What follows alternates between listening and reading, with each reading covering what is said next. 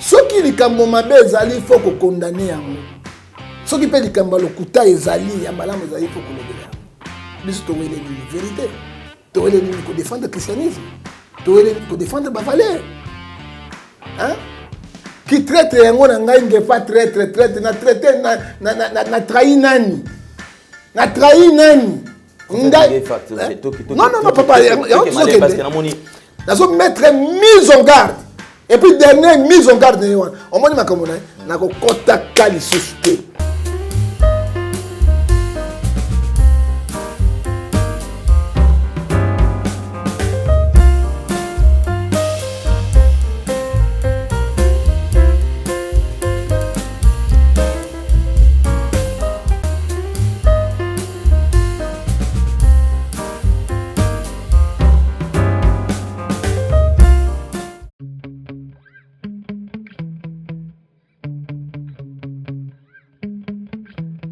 Balata bakosa.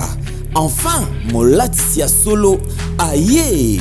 Rose Couture. La haute couture au rendez-vous. Ponaba événement Nabino Nyonso. Anniversaire, mariage, conférence, concert et autres. Luka Rose Couture. Po Olata Kitoko. Batonga bakosa. Pour tout contact. Papa, maman, bana, pona biso nyonso tout, babetela oli solote, Luka Rose Couture, po olata kitoko, ba voitité.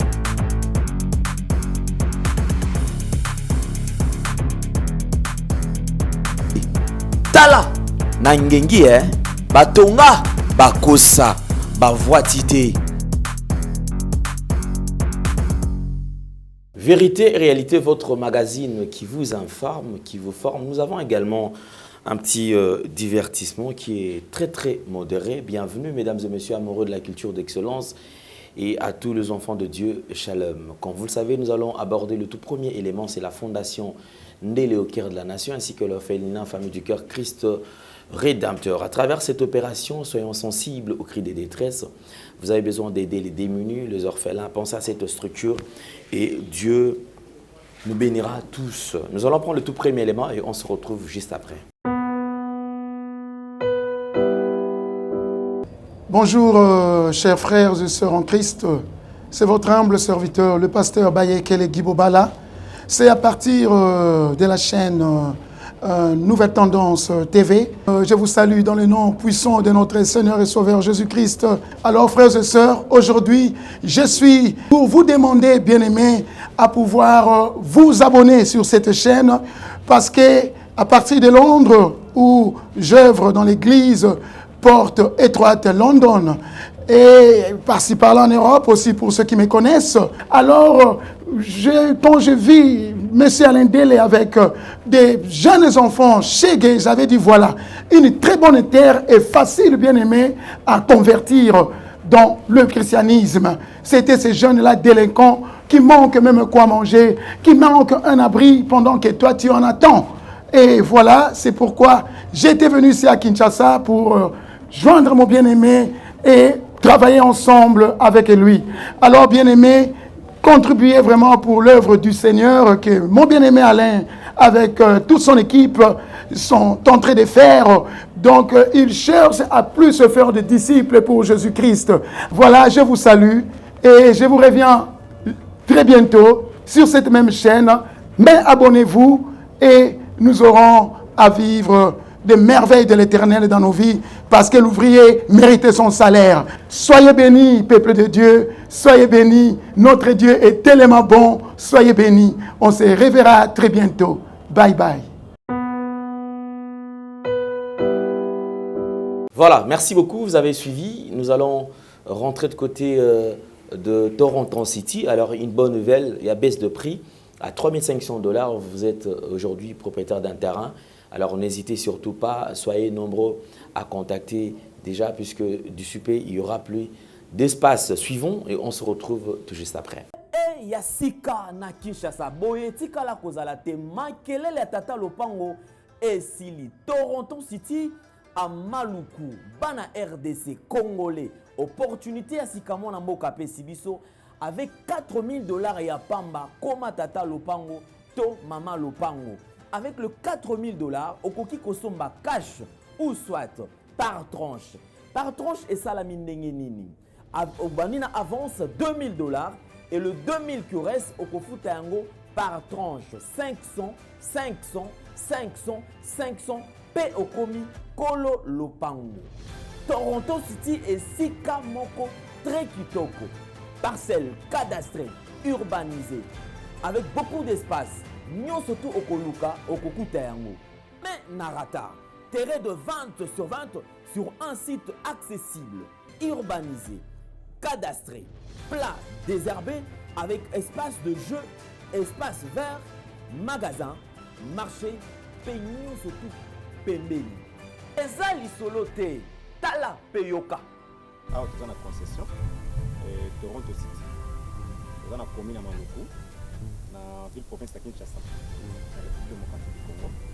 Et une concession Toronto City. Et après avoir fait la petite vidéo surtout, il y a immobilier, foncier et tout. Là, il y a géo, localisation, tout pour que tu puisses pouvoir la situation. Concession est bandit et si vous avez ma borne Oyo, à 2 entrées. Raccourci à Makolo, na entrée Oyo, il y a Mutuka. Donc, raccourci à Makolo, c'est-à-dire à 15 minutes, vous êtes déjà dans Makada. Oyo Moulaï, c'est juste pour dévier, pour que les ailes soient fiables, de c'est ça. La situation, surtout, nous avons les avenues, les grandes avenues de 8 mètres et des directions plutôt de 8 mètres et les avenues de 7 mètres. Alors que la parcelle dans Bissau Ezali, il y a 20 mètres sur 20, ou bien 400 mètres carrés. Voilà. Du fait que nous sommes juste à l'entrée, nous sommes au caméraman pour que tu visites nous surtout. La réalité, vous voyez, les bornes sont là, les bornes cadastrales, et puis tu peux visiter nous surtout, parce que c'est quelque chose à Moulaï.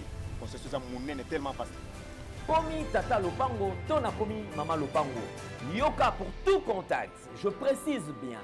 Contact ya poto ezali.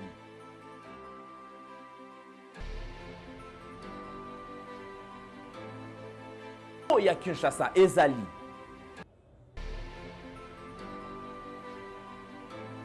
Mbongo ya muke avec 4000 $, okomi tata lopango, to mama lopango. Makelele ya bayer, bayo.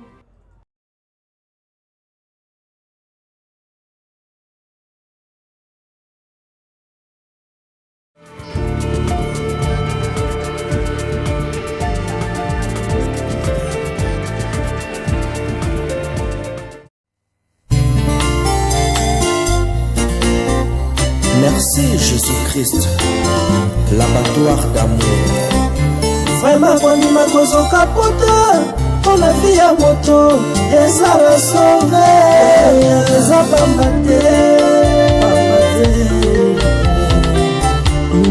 Nazala mbongo te, oya kosomba vie. Mbongo koto ya kosombela kalipa eza pasi. Mbongo ya kobandaka kofuta pona masumu na ngai.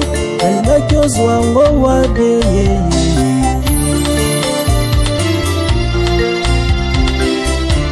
Ngabezana mbongo te, oya kosomba vie.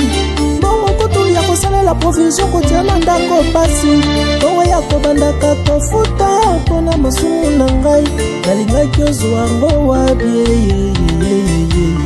Nasombaka ntaba mobimba, nasombaka ngombe mobimbe, mpo nakende kotumba ngo, mpo nazwa bolimbisami ya masumu na ngai.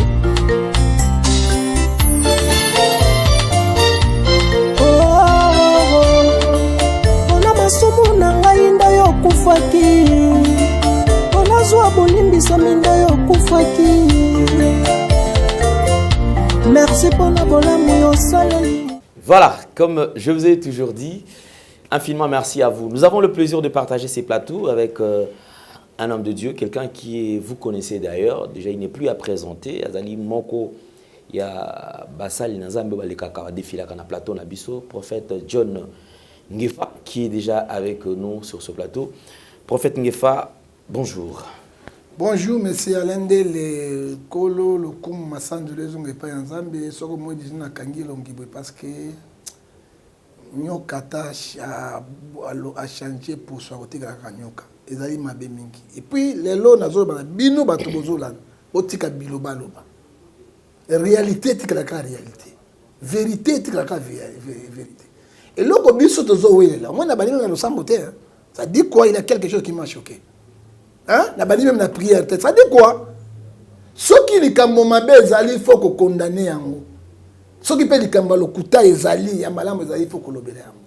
Biso towelela ni vérité. Towelela ni ko défendre le christianisme. Towelela ni ko défendre ba valeur. Hein? Qui traite yango na ngai ngefa traite na traité na trahi nani? Na trahi nani? Non, papa, parce que la tension est très élevée. Très élevée. Nini oyo ezali est dérangé parce que la moni oyemba qu'est-ce qui ne va pas? Nini est dérangé ngai un ezali boy. Na vandi awa petit sœur na benga banda poto na Suisse bijungefa. Na ma bijungefa to pe son beauté. Au lundi prédication de Niles, moi j'ai dit que l'église Nabi, je n'ai pas le temps, il y a la prédication de Niles, parce que moi j'ai mon église, on a son kamba, alors on a côté à Jésus-Christ, na chair, non on a côté à Bendifiti. Na zone si bijou ngefa. Comment fait-il possible? Les autres condamnés mbi, parce que les bambouas qui ont Marcelo la carte ya chair. Kaka lelo, je suis bien au bandi ko zongi la ngo sur boka la. Qu'est-ce que moi avec Alain on a fait pour battre à biso na chair? Oubliez battre à Jésus-Christ l'homme de Galilée. Yami Balewan.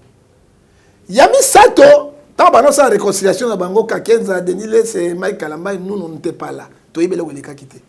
Tant que Fouka m'a dit que genou à Bango, nous avons tous à quitté. Hein? Mouta Koya qui a genou, ça dit Denile, ça Fouka m'a genou là, conseil à Mike, pardon, bisous tous à quitté. Mais tout le bel qui en wawa, pour nous peser ma cambo, il fallait conseil à Kaka, pardon, le collabore dans sa basalaka. Où est le mal? Yami Sato, papa ne kobe ngakuna ngefa très quoi ngana de sotamulaka. Tanga saka ba pétage nangana zalaka. Hein? Ba kotianga traître roi. Taweli traître pour une négociation entre Era, entre Alendele, entre Yedenilese. Avant makambo na ibisa kieni. Na trouvé Alendele, na lobi na Alendele. Freiner tous les ba vidéos et puis c'est vrai, je l'ai vu à mes yeux. Ba vidéo grave et archi grave. Parce que la vidéo est bimi et que la boule est vraiment, vous devez regretter. Et puis, tout le coup, dans la vidéo, vous jouez en gros wapi. Vous jouez sentir que Nicolo, vous avez avec les épreuves. À l'aide de la Yokinga, alors il vient à Yokio, Moutounazam, et à Yokio, à respecter la Batonazam. Fansa, Matos. Na bengi era depuis Suisse. Nabi era, Tika, Nama Benazam, Moutounazam, mais tout le cas, négociation de Koutan. Tobenga era Kinshasa awa. Pour tobenga denile senaï. Avant on des abenga bi solo na le, solo la pena era, to bo mamoto, moto na motasi ma position na yeto toucher sur ma position moto te. Oui, j'ai parlé avec Ale akangi. Assez abombi atiki yango. Na lobi na era atiki yango. Subitement. Bazo benga na poto ngefa très tardi à quoi? Na sali mabe pour la luki pe. Oyo Bible zo le bisabiso na Hébreux 12 verset 14. Natala qui honneur et christianisme na bomba mutakala na ye mais sur ma vidéo mutakala ezali grave awa soki bimi le kusuka ndenge donc na sali mabe hein soki boye bili kambote botuna na kati biso za ba négociateur na zo ça eloko pa le kana kimia côté na côté bomba makambo na to continuer ngo où est le traite aider azolo bango to bakana kuna ba pasteur traite tout ça ba to afinga ki bango ezaki kaka mai ki karamba ite est-ce que négocier na bango to asisi na bango. Hein? Justice quoi? Hein? Alors, où ne se comprendre, je n'arrive pas à comprendre avec les gens.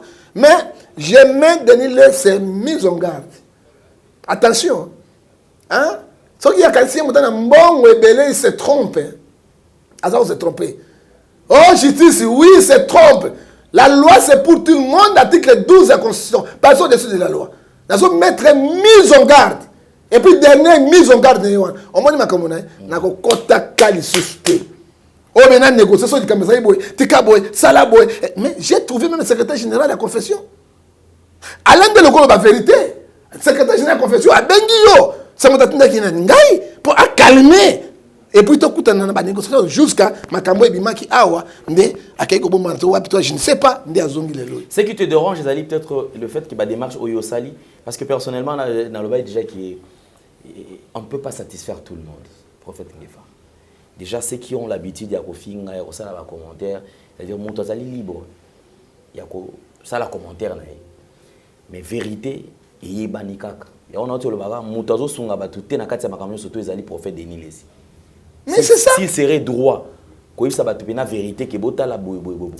Ça pouvait quand même alléger moi tâche. J'ai l'impression, on dirait peut-être, c'est une manière à tirer ficelle côté naïe. Moni à quoi il y a peine totalement, bah mon a quand même que oui, Azali Yazane Malamu, il n'est pour rien. Kotomboka naïe Azali parce que tu t'es senti lésé et tu t'es senti trahi parce que bien que Babé naïe peut-être traître, on s'est senti ce que Yonesco vous a trahi en voulant peut-être satisfaire des konayo, ko aider na ba démarche pour motoana ekufa lelo et baluki contre yo. Mais c'est ça. Yo moko za présent okolo bango fait. Oyebe loko nini on a solo ina yo mingi. Naza ko supplier yo lokola mundi mazo supplier et azot supplier pasteur. Hein? Allez. Viens allez. Et autosi na Hébreux 13 verset 17 Moussa ina nzambe. Oli vient na tiki yango nano wana. Alors, na bengera era yoki yango. Ye moko on parlait avec Denis Lessé. Hein? Ngana zo luka négocier okutana yo na Denis Lessé na era. Hein? Pour la moto ne kita. Le lot traître na nga ndengeni. Na wele lini ni bolamu. Na wele lini na défendre ndeko. Na wele lini na luka kimia. Hein? Parce que ngana doit confession mon papa. Hein? Ceux qui ont touché, ils ont touché Pébiso.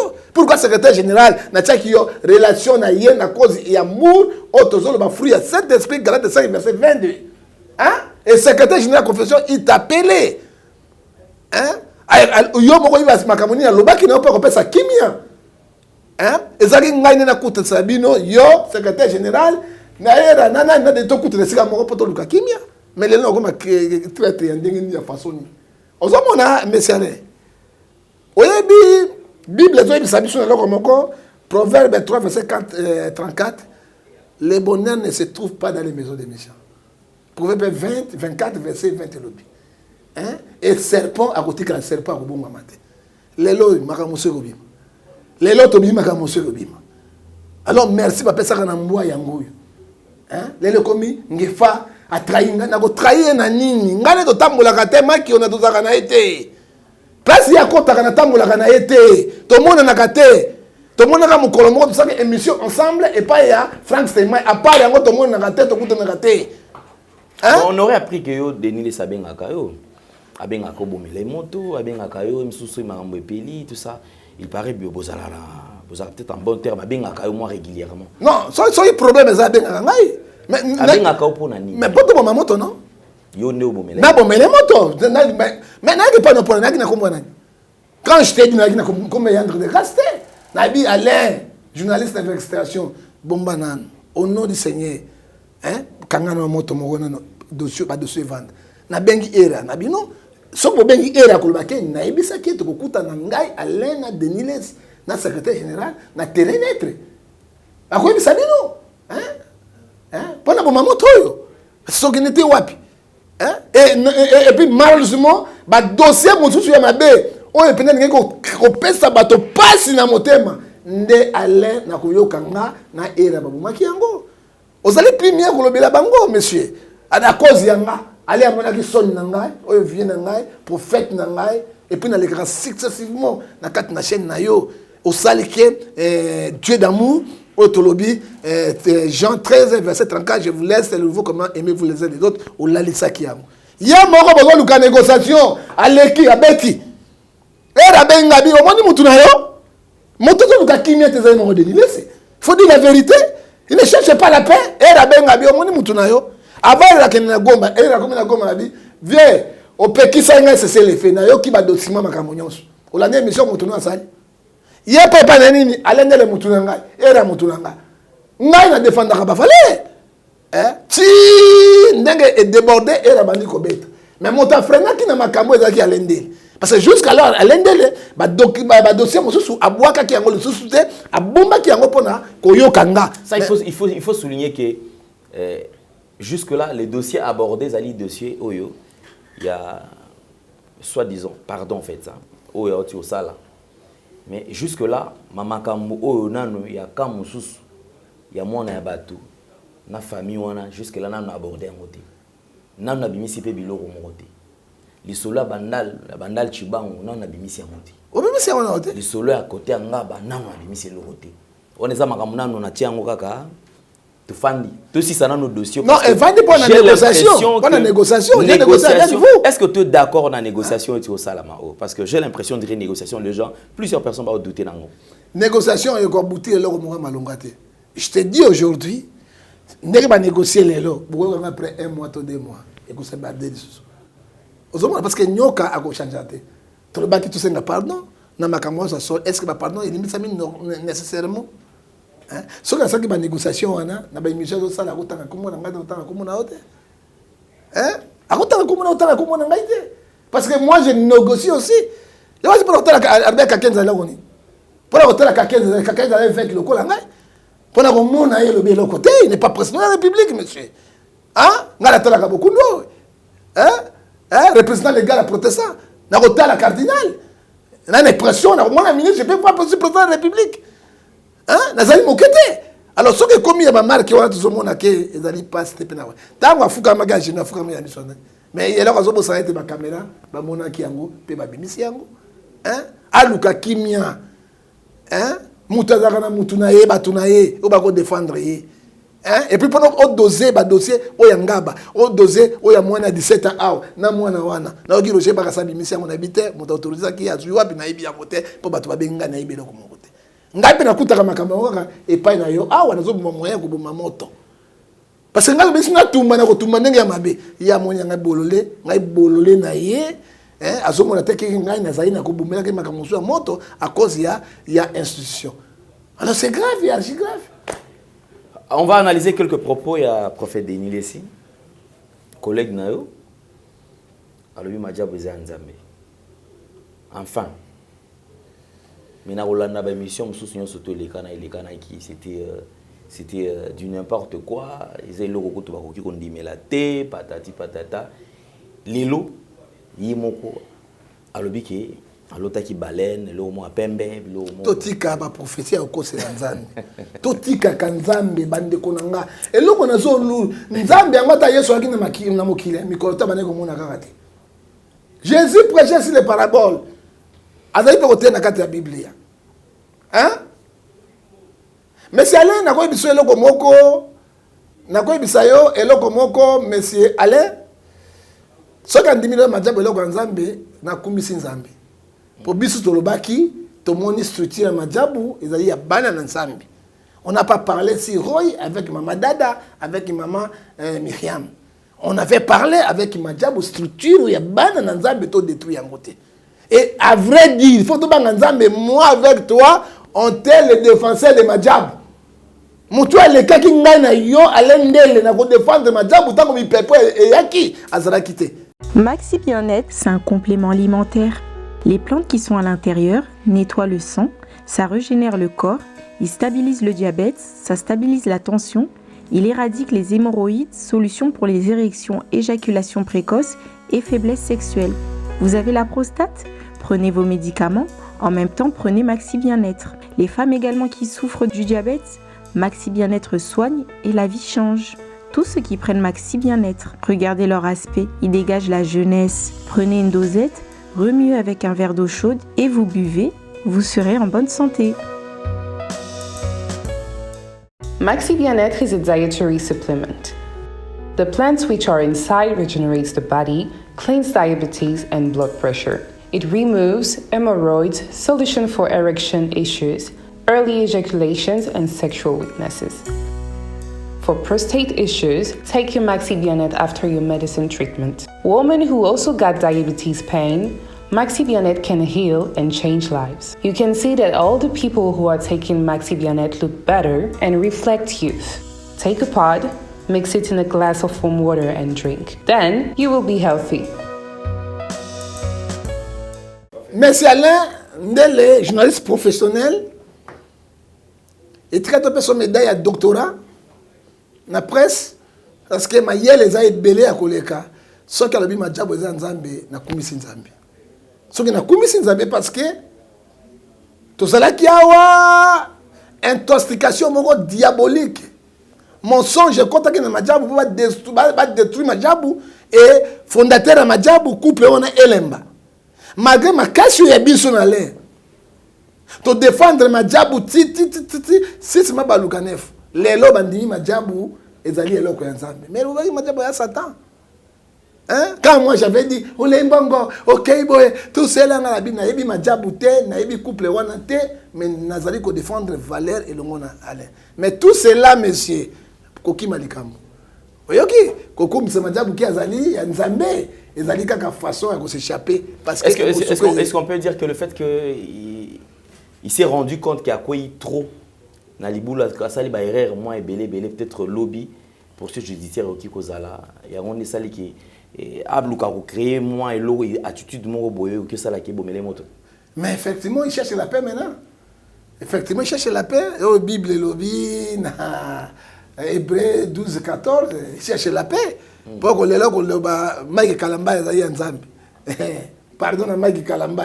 Na bato nyonso ça qui ma ngani na ça procédure on a baki de senga pardon na bato nyonso bazaki allez-y. O soki ça qui mitema na bango. Bango susu bagotika. Mais je vais continuer à poursuivre le judiciaire. Vous hein? Et puis, il y a plusieurs plaintes. Oh, il y a une retraite. Denis doit dire la vérité. Motonanzambe, Oyebi, papa, Bible, Jean 14, verset, je suis le chemin, la vie et la vérité. Il doit dire la vérité. Retraite, il n'y a qu'une retraite. Mon souké, quoi, il hein? Hein? Tant on a auto soigné, il y a un jeep.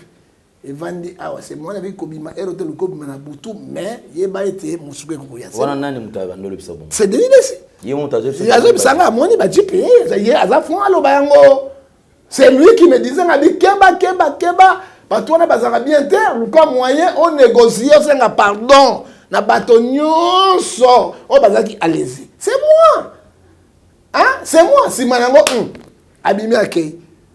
Nalobaki ete mutu moko akangaki Denilesi na tribunal na noté mais il est poursuivi vérité ekoyebana tant que nous sommes négocier c'est bon ngana oloba no bi sa vérité tout à l'heure juste après non ça c'est la vérité donc luka négociation tant que luka négociation ba toi ba tusu ba ko lemba nde ba ko doser ko loba ke retraite personne ke retraite au côté à monter na télévision na retraite au départ Nzambe okuta na Nzambe Madjabo za Nzambe oui Madjabo longa Satan et comme Nzambe tant que biso baki Madjabo za structure ba Nzambe boté mais surtout lembongo tout cela ça va côté na biso gloire au Seigneur hein ozomona est-ce que koloba yango ezali ya normal to avec intelligence ya serpent. Alors on est en train d'analyser prophète Ngefa na kolanda parce que yo potala ba réseaux sociaux mingi otali pena ba émission surtout que ba journaliste belé baza bato peut-être yo pe o le carapé na chaîne na bango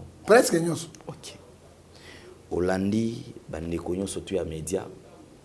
Moi j'ai toujours dit une chose que surtout quoi pour ngana ko lakisa moto musala te moto na moto ayibi ndenga sala musala na ye otali bango nyonso tu ba émission basali makambo nyonso tu parce que déjà na ko analyser ba émission prophète a eu le temps ya ko tourner ya ko se jouer na bandeko to bando ya mbaye. Ils n'ont pas été alors na hauteur. Il y a invité ko lakisa invité que mais yo lobaka boy yo lobaki bo ndenge ni mbala moko et changement brusque salami et outi wapi mais ça c'est pas un problème. Na ko analyser ba propos ya ndeko na yo. Vous êtes d'accord que réconciliation saliona il a été convaincu ya osalango? Non, il était poussé par les gens. Il était poussé par les gens parce que réconciliation ça ne vient pas mener au cœur. Pourquoi nous avons le baboué? Et puis bino ba journaliste bosunga rabisote oui pour bosunga rabisote besoin luka ba base na bino besoin luka ba vie na bino. Vous êtes les commerçants mais on a lingi ya ko bisa non ndengo lobi et loko loba kibo mais ba loba kananga ozaki kibo so kibo mais Denilesi na mona journaliste moko pa bengana na ba ba ne jugement pas nanga yo lo baki bo change bo ndengeni OK bo ndengeni mais pas ya Denilesi na yo kata mukolomo tout ce qui dit oui ta banga kanini akoboya ko sala bango ba émission akoboya ko leka po ba vina bango kota c'est ça au moins onyo seleki awa mais c'est aller na ko ebisa yo Total va venir, c'est pas ça son réseau. Moi, je n'ai pas de problème avec Denis Less. C'est mon frère. Tosolo Laka. J'ai fait des négociations. Hein? Même NRC n'a tout le secrétaire général. Si tu as vu les Ayako, pourquoi tu as fait ça. Si tu as fait ça, légalité. Hein? On se bat la légalité, mais il y a la vérité. Il faut que la vérité. Hein? Ah, c'est ça là. Je suis là. Si le débat est bardé, pour notre monde, sauf que tout ça, il y a un côté.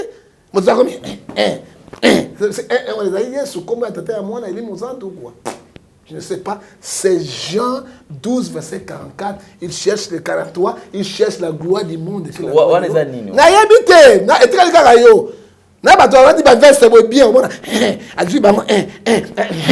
ça dit quoi? Je ne sais pas moi. Est-ce que wana kaka ba so moto malamu akoke diabi moto na nzambe azaka ba climat soko maka côté. Soyez les imitateurs de Christ. Philippiens chapitre 3 verset 17 à 19. Vous avez été yo mona sango pende évêque pende ya catholique na sultani pe soibele yo mona ngo okomoni nango mokoloni hein okomoni nango na ndenge nini. La façon nini. Là, vous ne parlez pas l'un.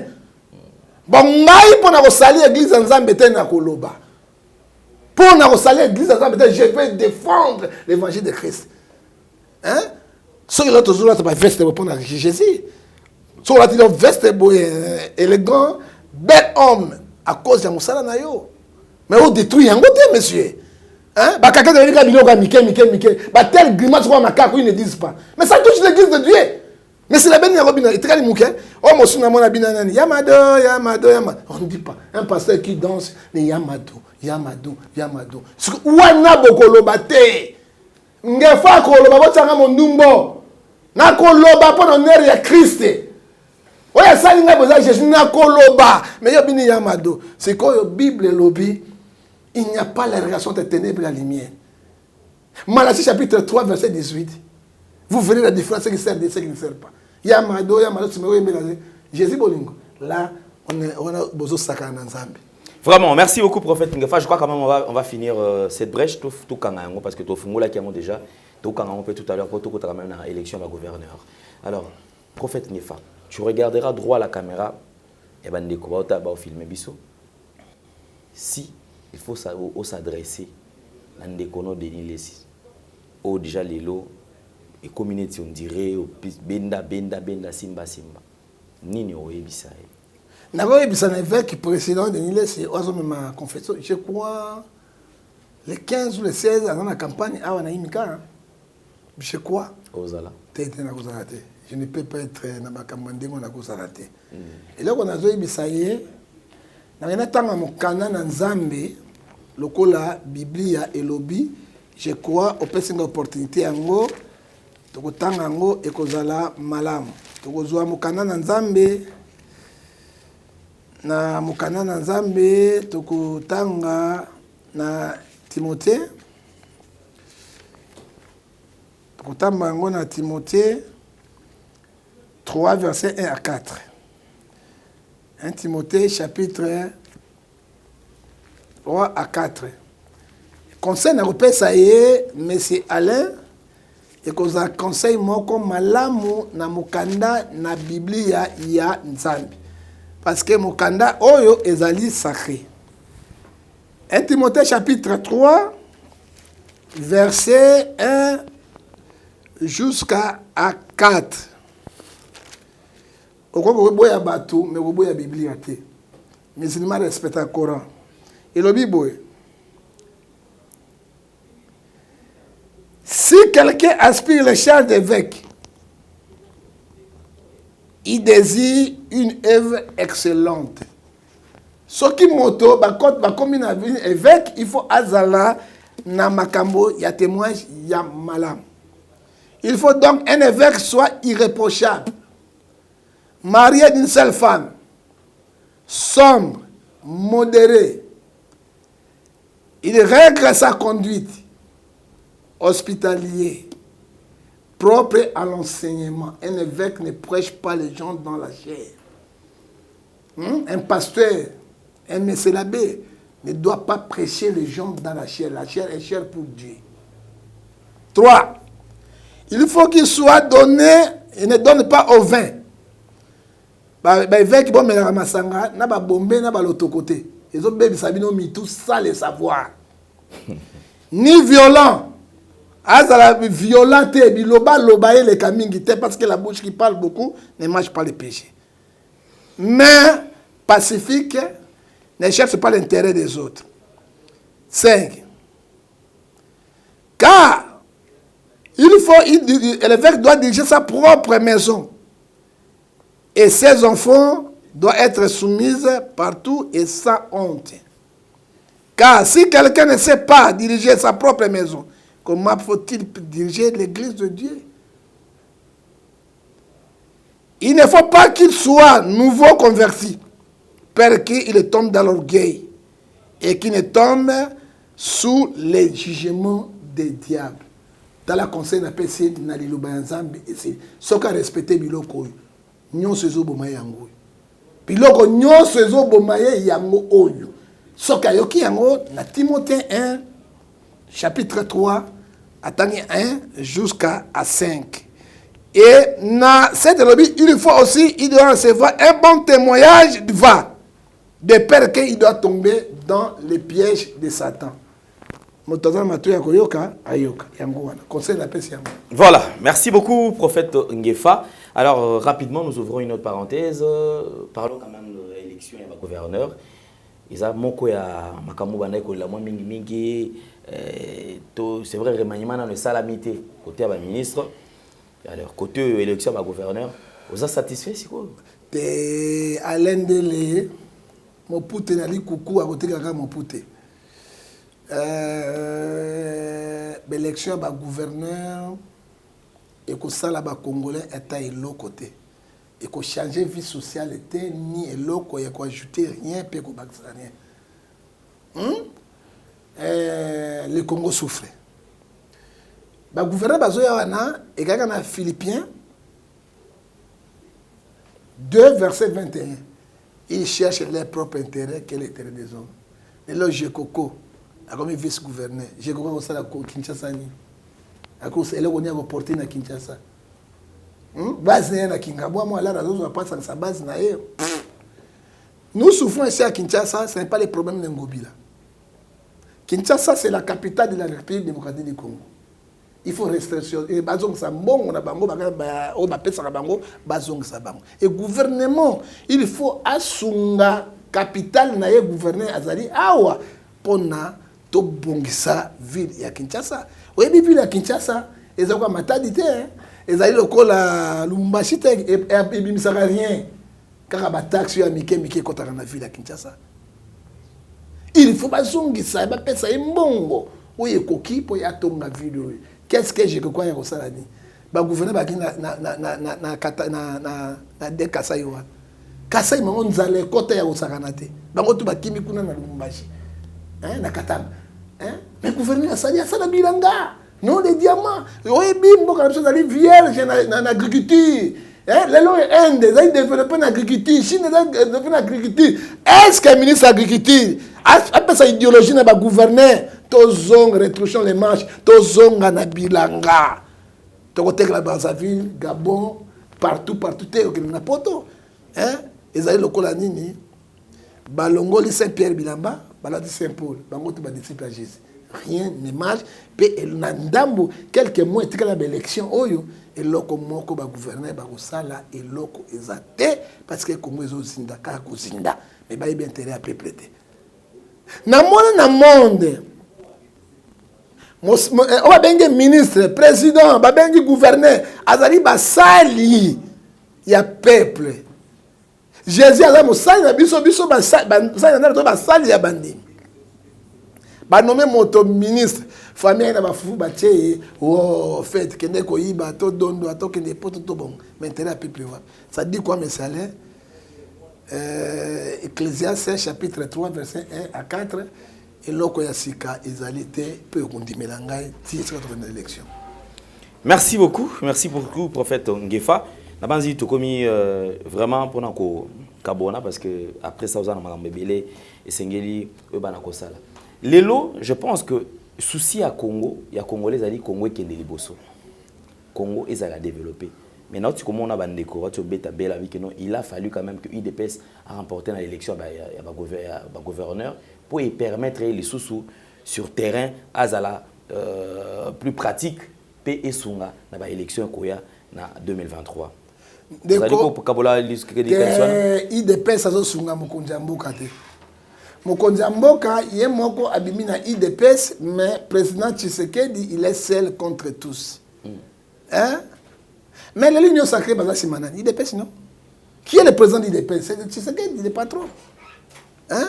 Même deux chambres parlementaires dirigées en IDPS. Ba ministre baza majorité IDPS. Hein?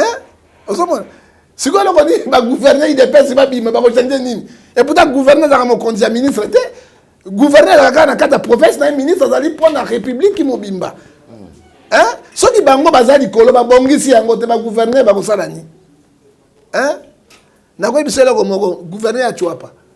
Aza motayi dépêche quand on a boende nzela goutro ezate. Hein? Gouverneur oya azali na basankusu. Azali na lisala. Aza motayi dépêche. Lisala ba bezo bukana boy.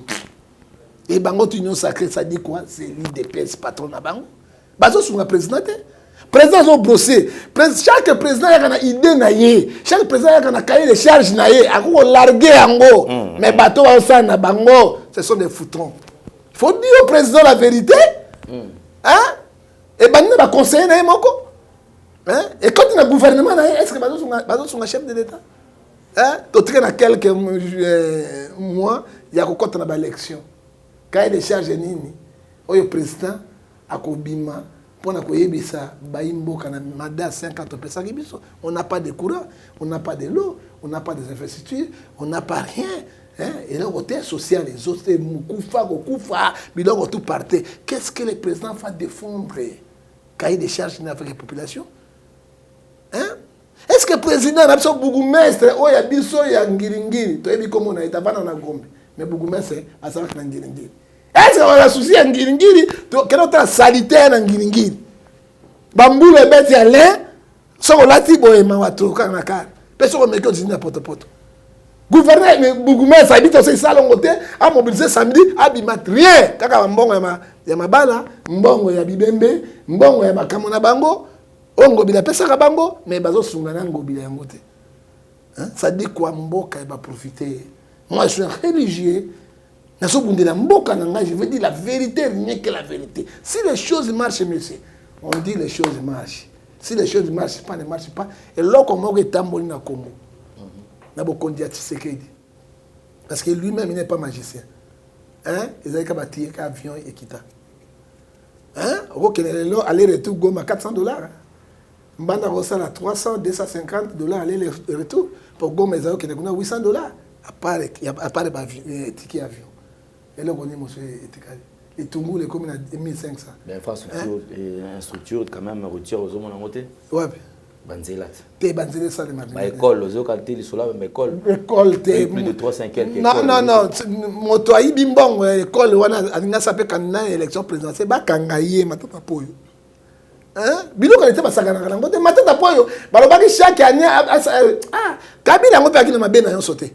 Kabila azalaki kopesa ba nina ye mais premier ministre na gouvernement par là ça a 1000 écoles tanga nga école nini motata po ya tonga kotonga université kuna mboka na bune grande université tanga ba école asika ezawa combien d'universités depuis bakasa Mobutu atikation de l'indépendance to la 3 universités l'université de Lubumbashi Kinshasa ya Kinshasa Lubumbashi na ya Kisangani tanga université mosu ezaliana ozo botamaka ba université ko na ba mandaka na bwende bato bazo vandaka na ba kazi ya lotoko avandi bo ale bangi côté ya ba étudier batombuki tangela ngo basali yango nini mais je te dis la vérité monta kitita yé na kazi ya lotoko atie ya vandi tangela nga yango mais matata po lelo azobi na internet je suis le candidat na élection présidentielle bato bazo mettre maboko est-ce que pays yo bato mayele bazali bato mayele bazali bato kwa matata po bakimbuta oyo ba minaku ba makili ba ko vendre libanda te au cachot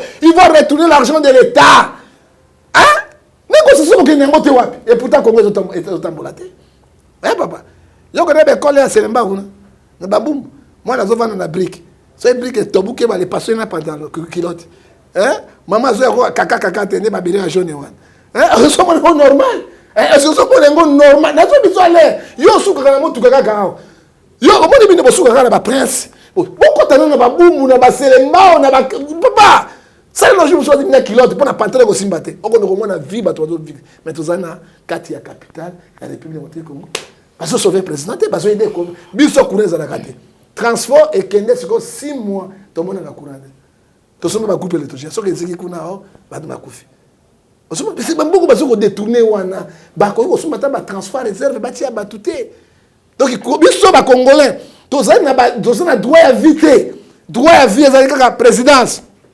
ministre premier ministre ba généraux ba bourgmestre ba député ba sénateur et nous autres on n'a pas droit à la vie. Mais que dit l'article 58 de la Constitution? Hein? Bamatia premier à Bisso. Et qu'on dit tous les Congolais à bénéficier. Tout le monde a gagné. Kabila Tikeli Bisso, cadeau moi encore les plus excellents. N'a pas tous les cadeaux en Boka Bisso contrat minier. Oh là millions de millions ils ont compté dans la caisse à l'État. On ne parle pas de ça. Sur la révision à contrat. La révision, il y a un Kabila qui a un problème dans Mindele. Mais Mindele, par exemple, pour Kabila, à cause de l'Ango, mais personne qui en parle. Kabila n'est pas de mots à 100%. Il faut tout le papier, madame. Les lots, il y a millions et des millions. Il y a un détournement, il y a un détournement. Ils ont dit, bon, Mengo Kabila, Tike Libiso. Ils ont dit, bon, ça, contrat minier signé. On peut se ministre, moi, Tchogoli, on a 20 ans. On a tout Timola. Après 10 ans, on a dit, Kabila a dit, pas question. Les lots, quelqu'un au foot, on a l'État. Et chaque fois, on a l'État. Bon, comme Tchanga, les lots, peuple congolais, ils ont bénéficié. Voilà, merci beaucoup, prophète Ngefa. Je crois que nous sommes arrivés pratiquement à la fin par rapport à l'entretien à l'élo, parce que tu as vu que tout à l'heure, on a Belé, au Sengeli, au Sala. Alors, Banazamba, Olandayo, peuple congolais, Olandayo. Un tout dernier message pour nous. Message na ko pesa kati na bino tozana no calme. Tolombana no na kati na biloba loba oyo. Moi, je n'ai pas trahi Daniel, je ne peux pas aussi le trahir. Alain Azosala Moussala naye comme journaliste et investigation. Tango makambo ezobima awa biso to bina mutu na ibandelité. Na ibisa bino loko mongo. Les gens bazo douter que allez ko sa makambo na mona ba beta Alain Massage, j'ai vu na camion ngai mo na moyi na miso.